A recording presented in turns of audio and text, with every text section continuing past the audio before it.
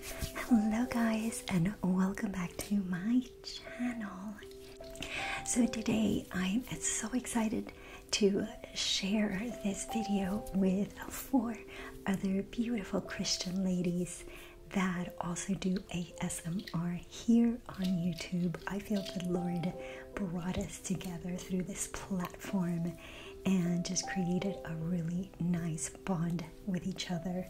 So I will link all their YouTube channels in the description below, so be sure to check them out. So first we have Faith and Bible ASMR. We have Faith to Rise ASMR, and she actually started a separate channel that is non-ASMR, but it's Christian and encouragement. It's called Faith to Rise and Encouragement. We also have Perfect Peace ASMR, and finally we have Christy with an I ASMR. So I will leave the link for these ladies below in the description. Please go check them out, like and subscribe, help them out. We are a little family that is just starting to grow with just bringing more Christian and ASMR together. So I hope you can help them out. So each of us picked out a famous mother of the Bible to share and almost dig a little deeper to learn more about them. As mothers, sometimes we don't get recognized, and we get a little bit, we can be hard on each other and on ourselves. So this is just a little bit more to encourage these mothers out there. You are loved, you are cared for, and God loves you. So I picked Bathsheba. At first I was like, okay, I want to know a little bit more about these characters. And Bathsheba, if you guys know the story, Bathsheba, which one tidbit, in the Hebrew Bible, Bathsheba was called Bathsheba. She's known as Bathsheba. So could it be because she was taking a bath? That's the first time she's popped in a Bible.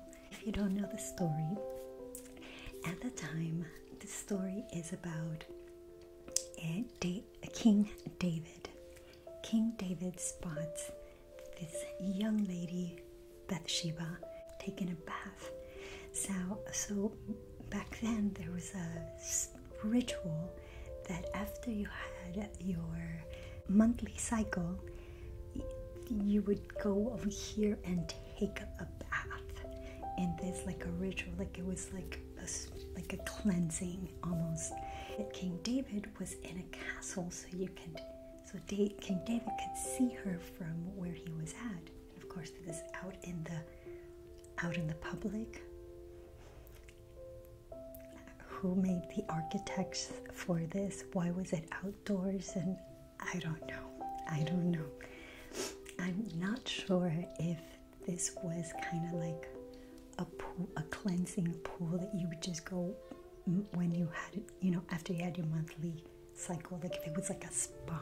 I don't know. But what happened was he spotted her, he liked her, she was married. So Bathsheba was the wife of Uriah the Hittite, and later David will get to that. According to the Hebrew Bible, she is most known for the biblical narrative in which she was summoned by the king David, who has seen her bathing and lusted after her. She was the mother of Solomon, who succeeded David as king, making her the queen mother. So she became the queen mother. There was a battle, a war happening in the midst of this, and what happened was that the King David was supposed to go fight in the battle, and he decided to stay home. King David. Oh, King David.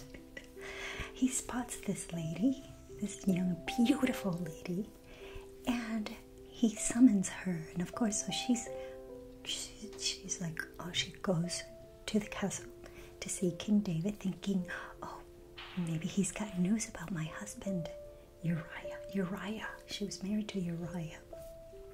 Maybe he's got news of my husband. Later she finds out that all he wants to do is have relations with her. What happens? They have relations, she gets pregnant, and so King David's like, what am I gonna do? So he sends after her husband to come back, so that way they can have relations, and then they can pretend the pregnancy is, the baby is Uriah. Uriah is a strong, just a noble man, and he was fighting, and he was just very dedicated. I like, no, I'm good here. I am gonna fight because this is my purpose. I'm not sure, I'm speculating of what he actually said, but in the Bible, what it talks about is that King David summoned him to go back, like he sent a message to have him come back. He didn't want to come back, so the King David's like, ring. Yeah, they had rotary phones back then. Yes, let's put Uriah on the front of the line and he'll die. And what happened? He died in the battlefield because he was in the front line. Bathsheba ends up having this baby. She ends up losing the baby, and some speculate that it was because, like God punished them. So I wanted to correct myself because it says on 2 Samuel that the Lord caused the baby boy who was born to David and Uriah's wife to become very sick, and that David prayed to God for the baby. That David refused to eat or drink, and he went into his house and stayed there and lay on the ground all night. So the leaders of David's family came and tried to pull David up from the ground, and he refused. So that shows that he was feeling really, really bad. He really wanted this baby. You never know why that happens. She loses her baby. Now she gets the news that her husband's, dead.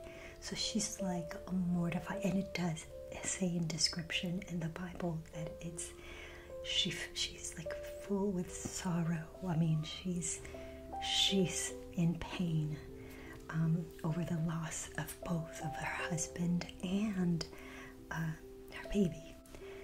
So King David feels sorry for her and wants to give her another baby. And so the whole story was that she kind of goes with King David. They get married. They have more kids. They have Solomon, which she ends up guiding Solomon to becoming the king. We all have bad circumstances, but she was a strong woman, and she fought for her son's rights to be the king. And that's what we want to encourage today about this strong woman, that us mothers, we do so much when we are so hard on ourselves that we feel like we're not enough. We don't do enough. We don't look pretty enough, and we can be so hard on ourselves.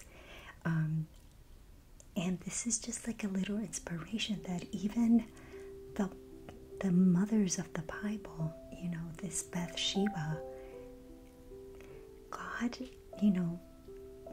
God kind of helped her through it all. She kind of kept her faith. She was real loyal to King David, but she was strong, and she's known in the Bible as the mother that really guided her son to be the king.